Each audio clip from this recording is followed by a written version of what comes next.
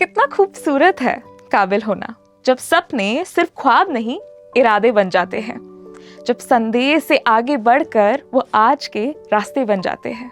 कितना ताकतवर है काबिल होना, जब बाकी आवाजों के बीच में भी खुद पर ज्यादा भरोसा होता है। तुमसे नहीं हो पाएगा, इस शोर में भी मैं कर लूंगी, इस बात का जुनून होता है।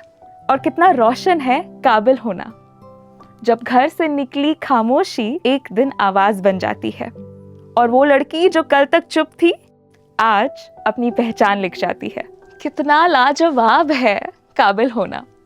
पर कैसे समझाऊं मैं ये बात इस जमाने को?